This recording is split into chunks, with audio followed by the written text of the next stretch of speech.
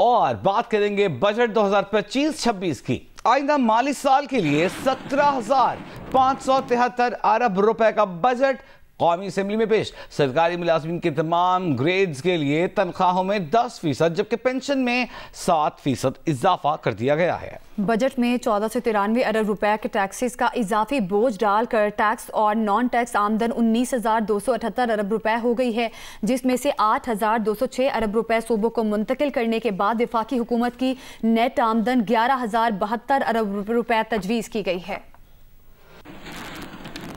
Budget दस्तावेज के मुताबिक टैक्स रेवेन्यू का हदफ 14,131 अरब रुपए, नॉन टैक्स रेवेन्यू वसूली का हदफ 5,147 अरब रुपए तजवीज़ किया गया है। बजट खसारा रवां साल 5.9% था, जो कि 8500 अरब रुपए बनता है। कर्ज पर सूद की अदायगी की मद में 8,207 अरब रुपए मुख्तस किए गए हैं। रवां साल इस मद में 9,775 अरब रुपए मुख्तस किए गए थे। दिफा के लिए 2,550 अरब रुपए मुख्तस किए गए हैं। रवां साल दिफाई बजट पर 2,122 अरब रुपए मुख्तस किए गए थे। सूबों को अगले माली साल के दौरान 8,206 अरब रुपए मुंतकिल किए जाएंगे। रवां साल सूबों को 7,438 अरब रुपए मुख्तस किए गए थे। पेंशन की मद में 1,055 अरब रुपए मुख्तस कर दिए गए। रवां साल 1,014 अरब रुपए मुख्तस किए गए थे। सब्सिडी की मद में 1,186 अरब रुपए, सिविल गवर्नमेंट के लिए 971 अरब रुपए मुख्तस, वफाकी तरक्याती अखराजात के लिए 400 अरब रुपए की कमी से 1,000 अरब रुपए मुख्तस किए गए हैं। निजकारी की मद में 87 अरब रुपए की आमदन तजवीज की गई है। नॉन बैंक जराये से 2,874 अरब रुपए हासिल किए जाने का तखमीना है। बैंकिंग के शोबे से 3,435 अरब रुपए, जबकि बैरूनी जराये से 106 अरब रुपए उधार लिया जाएगा। पेट्रोलियम लेवी की मद में 1,488 रुपए, खाम तेल पर रॉयल्टी की मद में 59 अरब रुपए वसूल किए जाएंगे। गैस डेवलपमेंट सरचार्ज की मद में 49.4 अरब रुपए वसूल किए जाएंगे। प्राइमरी सरप्लस 3,170 अरब रुपए मुख्तस किया गया है, जो GDP का 2.4% है। GDP का मजमूई हजम 1,29,560 अरब रुपए है। गैर तरक्याती बजट का हजम 16,286 अरब रुपए है, जिसमें से सूद की अदायगी पर 8,206 अरब रुपए अदा किए जाएंगे, जिसमें से मकामी सूद की अदायगी पर 7,197 अरब रुपए और बैरूनी सूद की अदायगी पर 1,009 अरब रुपए अदा किए जाएंगे। पेंशन की मद में मजमूई तौर पर 1,055 अरब रुपए मुख्तस किए गए हैं। इसमें से मिलिट्री पेंशन के लिए 742 अरब रुपए, जबकि सिविल मुलाजमीन की पेंशन की अदायगी के लिए 243 अरब रुपए मुख्तस किए गए हैं। अशरफ मलखम, जियो न्यूज़, इस्लामाबाद। विफाकी बजट में तनख्वाहदार तबके के लिए रिलीफ का ऐलान। 6 लाख रुपए तक सालाना तनख्वाहदारों पर पहले भी इनकम टैक्स नहीं था, अब भी नहीं होगा। 6 लाख रुपए सालाना से ज्यादा और 12 लाख रुपए तक सालाना आमदनी पर टैक्स 5% से कम होकर 2.5% करने की तजवीज़। 12 लाख रुपए से जायद 22 लाख रुपए से कम कमाने वालों पर टैक्स 15% से कम करके 11% करने की तजवीज़। 6,000 रुपए सालाना फिक्स टैक्स भी। 22 लाख रुपए से ज़्यादा 32 लाख रुपए से कम सालाना आमदन पर 1,16,000 रुपए फिक्स टैक्स लगेगा। इनकम टैक्स 25% से कम करके 23% करने की तजवीज़। सालाना 20 करोड़ से 50 करोड़ आमदनी पर सुपर टैक्स में 0.5% कमी का फैसला। नए माली साल के बजट में तनख्वाहदार तबके के लिए जहां इनकम टैक्स की शरह में कमी का ऐलान किया गया है, वहीं सुपर टैक्स समेत जायदाद की खरीदारी पर विद होल्डिंग टैक्स की शरह में कमी की तजवीज़ भी दी गई है। किन शोबों में टैक्स बढ़ा है, किन को रिलीफ मिला है, जानेंगे सदर Pakistan tax bar association Anwar Kashif Mumtaz साहब से। अनवर साहब, बहुत शुक्रिया आपका। बजट में तनख्वाहदार तबके को किस हद तक रिलीफ मिला है और क्या इनकम टैक्स में कमी के लिए मजीद इक़दाम किए जा सकते थे? बहुत शुक्रिया आपका। मेरे ख्याल में रिलीफ जो मिला है वो एक ऐसा है जिसको शुरू में इनिशियल जो स्लैब है उसमें तो कुछ सिग्निफिकेंट है, बट लेटर ऑन वो उतना ज़्यादा सिग्निफिकेंट नहीं है। इशू ये नहीं है मेरे ख्याल में। अगर देखा जाए ना तो वो जो सैलरीड क्लास है वो इस बात से ज़्यादा परेशान है कि उसको इन रिटर्न कुछ नहीं मिल रहा। उसको अपने बच्चों की तालीम खुद बेयर करनी पड़ती है, हेल्थ के खुद चीज़ें देखनी पड़ती हैं। अगर वो टैक्स दे रहे हैं इतना सिग्निफिकेंट, तो उनको अगर ये चीज़ें भी प्रोवाइड कर दी जाएं तो वो जो हैं वो क्या कहते हैं उनको बेहतर एक फील होगा, उनको एक सेटिस्फेक्शन लगेगा। बिकॉज दुनिया में ये रेट्स अब चल रहे हैं। मैं आपसे ये बात कह रहा हूँ इसलिए कि अगर आप कंपेयर करेंगे दुबई से या सऊदी अरब से, तो मैं वो कंपेरिजन एप्पल टू एप्पल नहीं है, बट आप दूसरी जो टैक्स इकोनॉमीज है वहाँ अगर कंपेयर करेंगे तो टैक्स रेट ±5-10% का फर्क है। इतने ज़्यादा कोई फर्क नहीं है, लेकिन इन रिटर्न कुछ नहीं मिलता। आपको से आप जो कंजम्पशन पे जाते हैं तो आप सेल टैक्स 18% दे रहे होते हैं। आप अपने अगर अच्छी तालीम दिलानी है तो अपने बच्चों को महंगे स्कूल में आपको तालीम दिलानी होती है तो आपको वो बेयर करना पड़ता है। अगर बीमार हो जाए तो हेल्थ की सर्विसेज हैं, ट्रांसपोर्टेशन की सर्विसेज खुद बेयर हैं, और लॉ एंड ऑर्डर का एक बहुत बड़ा मसला है। तो ये जो और इलेक्ट्रिसिटी का मसला है, तो ये सब चीजें कॉस्ट है ना, ये टैक्स जो आपके सैलरी क्लास है उसके लिए बहुत बड़ा एक बर्डन बनता है। और इसमें उस हुकूमत को चाहिए कुछ प्लान आउट करे, रिलीफ दे। मेरे ख्याल में टैक्स रेट में इससे ज्यादा रिलीफ हुकूमत दे नहीं पाएगी। ठीक। अच्छा अनवर साहब, ये भी बताइएगा, वजीर खजाना ने तनख्वाहदार और छोटे कारोबार के लिए टैक्स रिटर्न को आसान करने की बात भी की है। इससे आपको क्या लगता है कितना रिलीफ मिलेगा? देखिए ये तो एक फ्यूचर है। आप पॉपुलेटेड रिटर्न जो है ना वो फ्यूचर है, और इसमें ये इससे रिलीफ भी होगा। और इससे ये है कि सबसे पहले इसमें जो काम करने की जरूरत है वो इंटीग्रेशन की जरूरत है। वहां पे इंटीग्रेशन अगर आप करेंगे अपने सारे सिस्टम को, तो फिर जाके ये सही पॉपुलेटेड रिटर्न बनेगा। अदरवाइज फिर इसमें प्रॉब्लम आती रहेगी।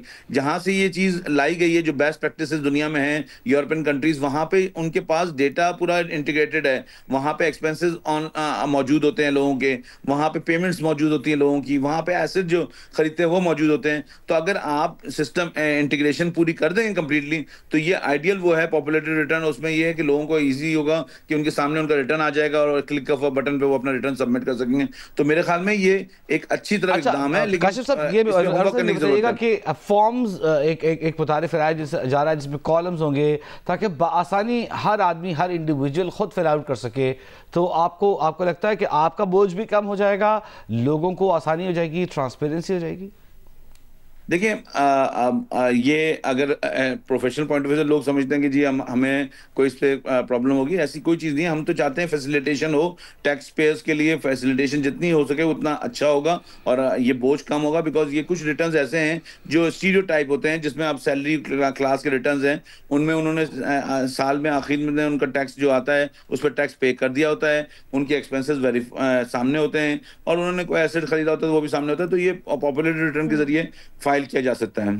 ठीक। अनवर साहब ये भी बताइएगा कौन से शोबे अभी टैक्स दायरा कार से बच जाएंगे, और ये भी बताइएगा कि इन्फोर्समेंट ऑफ टैक्स कलेक्शन जो है वो कितना ज़रूरी है, इस बारे में भी अपनी राय दीजिएगा। देखिए दो सवाल हैं। एक तो ये कि जो आप बात करें कौन से जो हैं, उनमें जो एंड टू एंड मैं समझता हूँ ट्रेडिंग एक्टिविटी को टैक्स होना चाहिए, जो अभी भी पूरी तरह अगर नजर नहीं आ रहा पिछले साल में। अगले साल में क्या होता है नजर आ, ये मुझे अभी नहीं पता, लेकिन अगर गवर्नमेंट की विल है तो इस पे काम होना चाहिए। और जब काम होना चाहिए तो फिर वो एंड टू एंड, अगर जब तक ये ट्रेडिंग एक्टिविटी नहीं डॉक्यूमेंट होगी, जब तक ये टैक्स का जो प्रेशर है ये कम नहीं होगा, और जब तक ये पाई बड़ा नहीं होगा, जो लोग ऑलरेडी टैक्स नेट में उन पे प्रेशर रहेगा। आपको चाहिए कि आप डॉक्यूमेंटेशन की तरफ जाएं, और आज सबसे दुनिया में आसान काम है एआई और डिजिटलाइजेशन के जरिए। कुछ लोग इससे बिलीव नहीं करते, लेकिन बात ये नहीं है कि ये रिजल्ट नहीं ओरिएंटेड नहीं है। बात ये है कि आपकी विल होनी चाहिए, आपके पास आपको विल होनी चाहिए, तो आप इसको डिजिटलाइज कर सकते हैं। और एंड टू एंड डिजिटलाइज जब हो गया तो जो आपके जो सोर्सेज हैं वो बढ़ेंगी, टैक्स बढ़ेगा, और इससे जो एग्जिस्टिंग टैक्स पेयर है उनको रिलीफ मिलेगा। दूसरी जो बात आपने कही, दूसरा सवाल आपका क्या था? जी सर कहिएगा, क्या कह रहे हैं आप? दूसरा सवाल आपने दो पूछी थी। सर मैंने ये पूछा था कि इन्फोर्समेंट ऑफ टैक्स कलेक्शन की मैंने बात की थी कि ये बहुत अच्छा सवाल है आपका। इन्फोर्समेंट ऑफ टैक्स कलेक्शन के लिए क्या करना होगा? ये बहुत अच्छा सवाल है, इसलिए कि देखें एनफोर्समेंट का बहुत फुकदान है। अब उसमें होता यह है कि एफबीआर जो है ना, अगर इम्प्लीमेंट करने जाता है तो वो जैसे कहना चाहिए कि वो इतना आगे चला जाता है कि उसमें जो है ना वो ह्यू एंड ट्राई हो जाता है, और आप रेकी करके आप बैक एंड पे रह के कोई काम नहीं करते, आप मैपिंग नहीं करते। आज के दौर में मैपिंग किए बगैर आप कोई काम नहीं कर सकते। अगर आपने कहीं किसी बिजनेस पे रेड करना है तो वो रेड जो है किसी भी ऐसी होनी चाहिए कि जिसपे आपके प्रॉपर आपके पास इंफॉर्मेशन होनी चाहिए। ये ऐसा नहीं हो चाहिए कि आप एब्रप्टली आप जो है ना रेड करें। इसकी वजह से बहुत सारे जगहों पे को सुबगी होती है। तो मेरे ख्याल में गवर्नमेंट की रिट होनी चाहिए, गवर्नमेंट का डर होना चाहिए, लेकिन एट द सेम टाइम आपको फैसिलिटेट भी करना चाहिए उनको जो ऑलरेडी टैक्स नेट में हैं। बहुत शुक्रिया अनवर काशिफ मुमताज साहब, माहिर टैक्स उमूर, सदर पाकिस्तान टैक्स बार एसोसिएशन हमारे साथ मौजूद थे, राय हमसे शेयर कर रहे थे। बिल्कुल आगे बढ़े और आपको बताएं कि अमरीकी महकमा खारिजा के तर्जुमान टैमी ब्रूस ने तवक्को जाहिर की है कि सदर ट्रंप अपने दौरे सदारत में मसला कश्मीर हल कर सकेंगे। उन्होंने ये बात बिलावल भुट्टो की क़यादत में पाकिस्तानी वफ्द के दौरा अमरीका से मुताल्लिक मुतालिक सवालों के जवाब देते हुए कही। टेमी ब्रूस ने तस्दीक की कि पाकिस्तानी वफ्द ने अमरीका की अंडर सेक्रेटरी बराए सियासी उमूर एलिसन हुकर से मुलाकात की है, जिसमें एलिसन ने पाक भारत जंगबंदी से मुतालिक अमरीकी हिमायत का इआदा किया। टेमी ब्रूस ने बताया कि एलिसन हुकर से मुलाकात में दो तरफा ताल्लुकात और इंसदादी दहशतगर्दी ताअवुन पर भी बात हुई। तर्जमान महकमा खारजा ने कहा कि सदर ट्रंप के जहन में क्या है वो इस पर बात नहीं कर सकती, ताहम सदर ट्रंप का हर कदम नस्लों के दरमियान जंग इख्तलाफात ख़त्म करने से मुताल्लिक़ है। ये बायस से हैरत नहीं होना चाहिए कि सदर ट्रंप पाक भारत मसाइल हल करना चाहते हैं। एक बार फिर बजट की तरफ वापस आते हैं। वफाकी हुकूमत ने आइंदा माली साल के बजट में कॉर्पोरेट सेक्टर के लिए सुपर टैक्स में कमी का फैसला किया है। कमर्शियल जायदादों, प्लॉट्स और घरों के ट्रांसफर पर आयद फेडरल एक्साइज ड्यूटी FED खत्म कर दी गई है, जबकि वफाकी हुकूमत ने मॉर्गेज फाइनेंसिंग को फरोग देने का फैसला किया है। इस्लामाबाद में जायदाद की खरीदारी पर स्टॉम्प पेपर ड्यूटी 4% से कम करके 1% कर दी गई है। नए माली साल के बजट में कॉर्पोरेट सेक्टर के लिए रिलीफ का फैसला किया गया है। सालाना 20 करोड़ से 50 करोड़ आमदन पर सुपर टैक्स में 0.5% कमी कर दी गई है। वजीर खजाना मोहम्मद औरंगजेब ने बजट तकरीर में कहा कि जायदाद की खरीदारी पर विद होल्डिंग टैक्स की शरह में कमी कर दी गई है। विद होल्डिंग टैक्स 4% से कम करके 2.5% किया गया है। दूसरी स्लैब में 3.5% से कमी की गई, जो अब 2% होगा। तीसरा स्लैब 3% से कम करके 1.5% कर दिया गया है। बजट 2025 से 26 के मुताबिक कमर्शियल जायदादों, प्लॉट्स और घरों के ट्रांसफर्स पर आयद फेडरल एक्साइज ड्यूटी खत्म करने का फैसला किया गया है। गुज़श्ता बजट में इन पर 7% फेडरल एक्साइज ड्यूटी आयद की गई थी। वफाकी हुकूमत ने मॉर्गेज फाइनेंसिंग को फरोग देने का फैसला किया है, जिसके लिए बजट में 10 मरला तक के घरों और 2000 मुरब्बा फुट के फ्लैट्स पर टैक्स क्रेडिट का ऐलान कर दिया है। वफाकी बजट 2025 से 26 में इस्लामाबाद में जायदाद की खरीदारी पर स्टॉम्प पेपर ड्यूटी 4% से कम करके 1% कर दी गई है।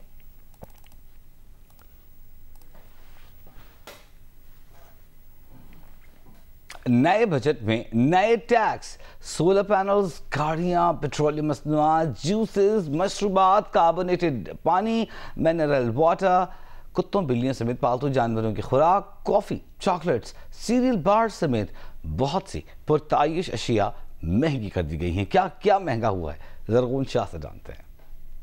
वफाकी बजट में सोलर पैनल्स की दरामद पर 18% टैक्स आयद करने की तजवीज़ है, जिसके बायस सोलर पैनल्स महंगे हो जाएंगे। नए टैक्स लगाकर गाड़ियां, पेट्रोलियम मसनूआत, जूसेस, मशरूबात, biscuits, processed food items, carbonated पानी, मिनरल वाटर, कुत्तों, बिल्लियों समेत पालतू जानवरों की खुराक, कॉफी, चॉकलेट्स, सीरियल बार समेत बहुत सी पुरताइश अशिया महंगी कर दी गई हैं। नई नशा की फरोख्त पर भी 2% टैक्स लगाने की तजवीज़ है, जिससे ये अशिया भी महंगी मिलेंगी। ज़रगून शाह, जियो न्यूज़, इस्लामाबाद। वफाकी बजट में वज़ीर आज़म शहबाज शरीफ की सरकारी रिहाइश और अखराजात 72 करोड़ से बढ़ाकर तकरीबन 86 करोड़ रुपए कर दिए गए हैं। वज़ीर आज़म हाउस की गाड़ियों के लिए 9 करोड़ रुपए, वज़ीर आज़म हाउस की डिस्पेंसरी के लिए 1 करोड़ 44 लाख रुपए और वज़ीर आज़म हाउस के बागीचे के लिए 4 करोड़ 48 लाख रुपए मुख्तस करने की तजवीज़ दी गई है। वफाकी वज़रा और वज़राए मुमलिकत की तनख्वाहों और मराद का बजट 27 करोड़ से बढ़ाकर 50 करोड़ 54 लाख रुपए किया जा रहा है। वज़ीर आज़म के मुशीरों की तनख्वाहों और मुराद का बजट 3 करोड़ 61 लाख रुपए से बढ़ाकर 6 करोड़ 31 लाख रुपए, जबकि वज़ीर आज़म के मुआविनीन ख़ुसूसी के लिए तनख्वाहों और मुराद की मद में बजट 3 करोड़ 70 लाख रुपए से बढ़ाकर 11 करोड़ 34 लाख रुपए करने की तजवीज़ है।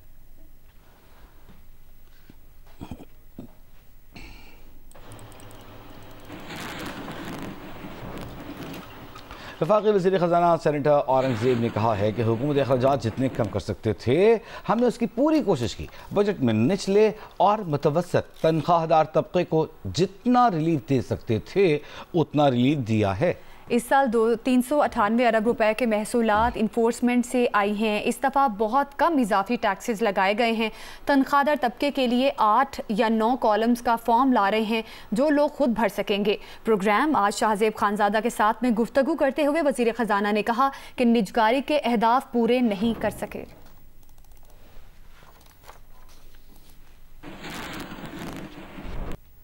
तौसीक की गई तो पाकिस्तान से सिक्योरिटी ताउन बढ़ाऊंगा। जनूब और वेस्ट एशियाई उमूर के लिए अमरीका के नामजद मुआविन वज़ीर ख़ारजा पॉल कपूर का सेनेट कमेटी में पेशी के मौके पर बयान। इंडियन अमेरिकन पॉल कपूर ने कहा है कि तिजारत और सरमायाकारी में दो तरफ़ा ताउन बढ़ाने की कोशिश करेंगे।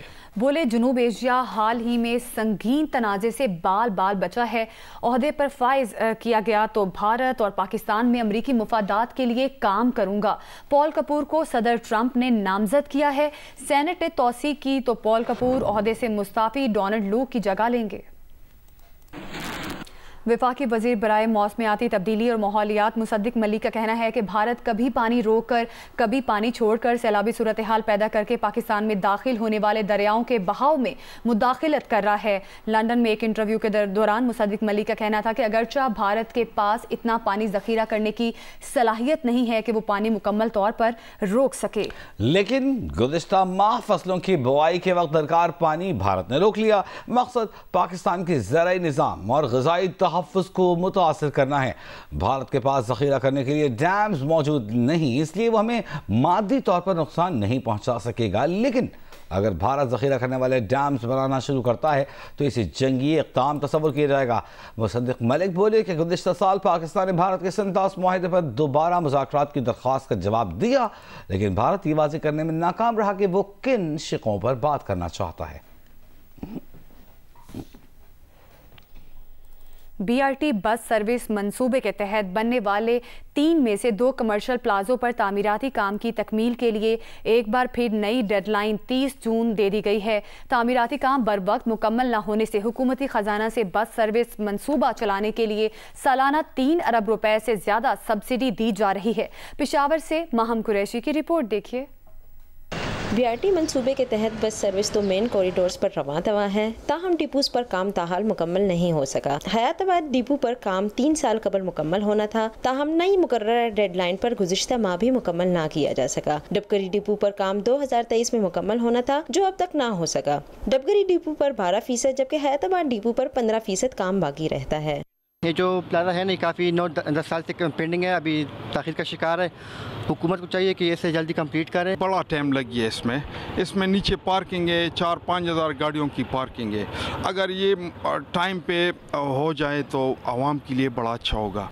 हयाताबाद डिपो पर 2 जनरेटर्स और दीगर आलात की तनसीब, जबकि डबगरी डिपो पर सिर्फ तज़ीनो आराइश का काम बाकी है। चमकनी डिपो पर काम 3 साल ताख़ीर से मुकम्मल हुआ। PDA हुकाम का दावा है कि मंसूबे में बाकी रह जाने वाला काम रवां माह के अख्तिताम पर मुकम्मल कर लिया जाएगा। मैकेनिकल, इलेक्ट्रिकल और प्लम्बिंग वर्क्स हैं, वो मेन आइटम्स होती हैं जो डिलीवर में बाज़ों का तो उसमें इंपोर्ट आइटम्स इन्वॉल्व होती हैं, तो वो थोड़ा सा टाइम कंज्यूम करती है। इंशाल्लाह जिस तरह मैंने कहा कि इंशाल्लाह by the end of this month या प्लस ए वीक वो कर लें, इंशाल्लाह बिल्डिंग्स हम हैंड ओवर कर देंगे। BRT मंसूबे के तहत 244 बसें चलाई जा रही हैं, जिससे रोजाना 3 लाख से ज़्यादा मुसाफिर मुस्तफ़ीद हो रहे हैं। खैबर पख्तूनख्वा हुकूमत ने आइंदा माली साल के बजट में BRT के लिए सब्सिडी की मद में 4 अरब रुपए मुख्तस करने, जबकि आवाम की सहूलत के लिए मंसूबे में तोसी करने का फैसला किया है, जिसके लिए मजीद बसें भी खरीदी जाएंगी। कैमरामैन शाहिद अहमद के साथ माहम कुरैशी, जियो न्यूज़, पेशावर।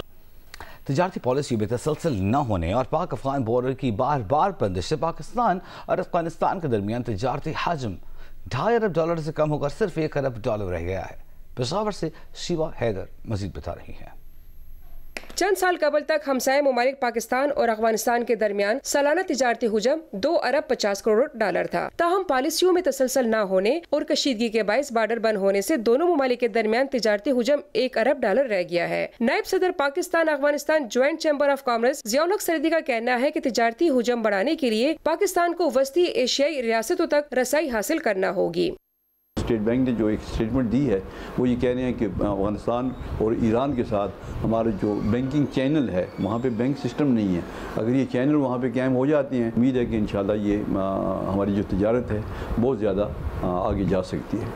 पाकिस्तान से अफगानिस्तान को सीमेंट, सरिया, अद्वियात, सब्जियां, आटा और चीनी समेत दीगर अशिया बरामद की जाती है, जबकि अफगानिस्तान से फल और सब्जियां दरामद की जाती है। अफगानिस्तान में सियासी अदम इस्तेकाम की वजह से भी तिजारत पर मनफी असर पड़ा है। तो अफगानिस्तान हमारा एक ऐसा पड़ोसी है जिसके साथ हमारे ताल्लुकात अगर पीसफुली हैं तो हम रशिया तक तिजारत कर सकते हैं, सेंट्रल एशिया, इवन हमारा जो बॉर्डर है ये हम इसे गेटवे टू यूरोप कहते हैं, ये टर्की तक, ईरान तक जा सकते हैं। पाकिस्तान और अफगानिस्तान के दरमियान कशीदगी के बायस फरवरी में पाक अफगान बॉर्डर को बंद कर दिया गया था, जिसके बायस दोनों ममालिक को टैक्सेस कीमत में करोड़ों रुपए का नुकसान उठाना पड़ा, जबकि कराची से लेकर तुरखम तक कारोबार से वाबस्ता हजारों मजदूर भी कई रोज तक बेरोजगार रहे। कैमरामैन सिद्दीक बंगश के साथ शीबा हैदर, जो न्यूज़, पेशावर।